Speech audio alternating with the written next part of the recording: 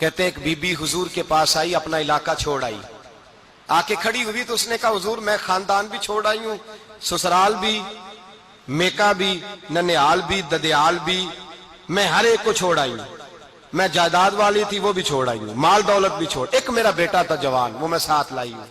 سونیا یہ آپ کی نوکری کرے گا اور میں حضرت فاطمہ کی ڈیوٹی کروں گی، میں حضرت عائشہ کے برتن دھویا کروں گی، میں بھی نوکری کروں گی، حاضر ہے۔ فرماتے ہیں رسول پاک نے بچہ اصحاب صفہ میں رکھ لیا، اصحاب صفہ میں، اور بی بی کو نبی پاک صلی اللہ علیہ وسلم نے عورتوں کے ساتھ متعین کیا۔ حضرت انس کہتے ہیں وہ نوجوان بڑا پیارا، بڑا میٹھا، بڑا دھیما، بڑا وفاشار، وہ سبق اچھی طرح یاد کرتا، وہ نماز دلچسپی سے پڑھتا، وہ حضور کی باتوں کو غور سے سنتا، وہ رسیلا، وہ سنجیدہ، وہ کم گو، وہ میٹھا، وہ پیارا۔ کہتے ہیں بڑی دلکشا طبیعت، اس کی مقناطیسی سی شخصیت، طبیعت کھنچی چلی جائے اس کی طرف، بڑا حسین و جمیل وہ نوجوان۔ اس ماں بیٹے کے تذکرے ہونے لگے کہ بڑی جائیدادیں چھوڑ کے آئے، بڑے مال والے، انہوں نے بڑی قربانی دی ہے، ہر رشتہ ناتا توڑ کے رب رسول سے یارانہ لگایا ہے، اللہ بڑا بے نیاز ہے۔ وہ بچہ بیمار ہو گیا، شدید علیل ہوا۔ حضرت انس بن مالک فرماتے ہیں ہم قریب جا کے بیٹھے تیمارداری کرنے تو اتنا علیل ہوا کہ اس کا وجود کانپنے لگا۔ کہتے ہیں کچھ ہی دیر گزری تو اس نے کلمہ پڑھا، روح پرواز کر گئی، روح پرواز کر گئی، سننا روح پرواز کر گئی۔ کہتے ہیں نبی پاک صلی اللہ علیہ وسلم کو بلایا، حضور آئے تو آنکھوں میں آنسو۔ نبی پاک صلی اللہ علیہ وسلم نے سر پہ ہاتھ پھیرا اور پہلے حضور نے جملے ارشاد فرمایا تم غسل دو، کفن دو، میں خود اس کا جنازہ پڑھاؤں گا۔ پھر حضور نے فرمایا نہیں، اسے غسل نہیں دینا، ارادہ بدل گیا ہے، پروگرام تبدیل ہو گیا، اسے غسل نہیں دینا، کفن نہیں دینا۔ حضور کیا کرے؟ فرمایا اس کی اماں کو جا کے بتاؤ۔ یہ نہیں فرمایا بلا کے لاؤ، اماں کو جا کے بتاؤ۔ حضرت انس کہتے ہیں میں نے کوئی نرالا سے رنگ دیکھا، کوئی منفرد سا انداز دیکھا، ہمیں بھیج دیا اماں کو بلاؤ، اور خود نبی پاک اس کمرے سے نکل گئے، اور حضور کے آنسو بھی یکدم خشک ہو گئے، مزاج بدل گیا، پریشانی بدل، اماں کو بلاؤ اس کی۔ پتہ نہیں ارادہ ہے محبوب کیا ہے، ارادہ ہے خدا کیا ہے۔ کہتے اس کی اماں کو جا کے خبر دی تو ماں کو تو بس کوئی اتنا بتا دے کہ بیٹا سائیکل سے گر گیا ہے، سائیکل سے گر گیا ہے۔ اماں ساری رات سوتی نہیں۔ ایک شاعر نے کہا تھا ایک مدت ہوئی میری ماں نہیں سوئی، میں نے ایک رات کہا تھا مجھے ڈر لگتا ہے، ایک رات کہا تھا مجھے ڈر لگتا ہے۔ یہ اپنے اپنے رنگ ہوتے ہیں، اپنا اپنا انداز ہوتا ہے۔ رمضان شریف کا مہینہ آتا تو میری اماں جی کہاں گری کا تیل منگاتی، چیزیں منگاتی، اور پھر زبردستی میں منع کرتا کہ اماں جی نہیں، یہ آپ کیا کر رہی ہیں، میں تو تیل ویسے بھی ذرا کم استعمال کرتا ہوں، تو رگڑ رگڑ کے، اور نہیں کتابیں بڑی موٹی ہیں، فلاں چیز بڑی موٹی، اس کا رنگ تھوڑا نرالا ہے۔ اور یہ جو ماں کا رنگ ہے نا، اس جیسا رنگ دوسرا ملتا بھی کوئی نہیں دنیا میں۔ یہ اپنی مثال آپ ہی ہے۔ اماں کو کہا تیرا بیٹا، اماں ذرا دوڑی، گری، پھر اٹھی، پھر گری، پھر اٹھی، پھر گری، روتی ہوئی آئی۔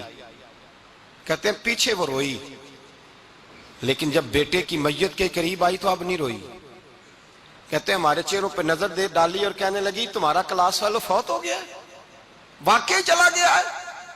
کہاں پردہ کر واقعی کہاں؟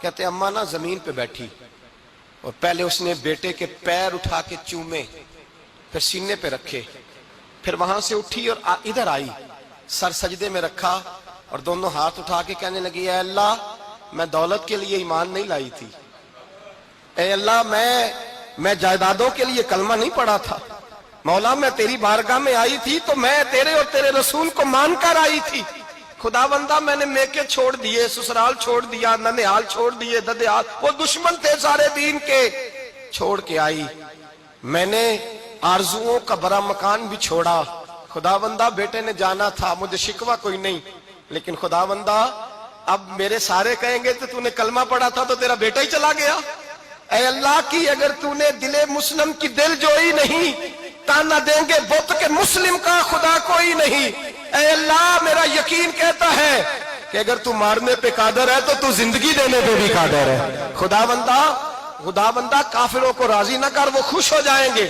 وہ مجھ پہ تانے کسیں گے، پھپتیاں کسیں گے، اے عرش کے مالک رحمت کا دروازہ کھول، میں تیرے نبی کی بارگاہ ناز میں رہتی ہوں، نظر فرما۔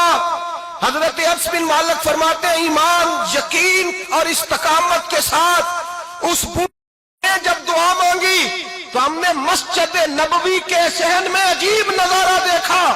ایک ماں نے دعا مانگی تو بیٹا اٹھ کے بیٹھ گیا. کہتے بیٹا اٹھ کے بیٹھ گیا.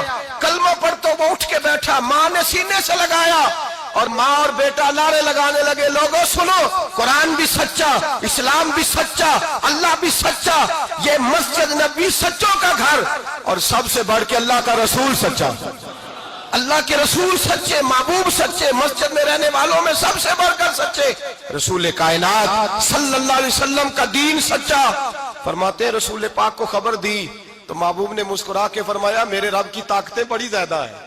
ان اللہ علی کل شیء قدیر, اللہ کی طاقت بڑی ہے. ایمان تھا, یقین, استقامت. بچہ اٹھ کے بیٹھ گیا. حضرت انس کہتے ہیں وہ حضور کے زمانے میں بھی حیات رہا, وصال ظاہری کے بعد حضرت ابو بکر کے زمانے میں بھی موجود رہا, عمر کے زمانے میں بھی موجود, حضرت عثمان کے زمانے میں. اس کی ماں کا انتقال ہوا, اس نے اماں کو دفن کیا, اور ماں کے بڑے عرصے کے بعد اس نے پردہ کیا.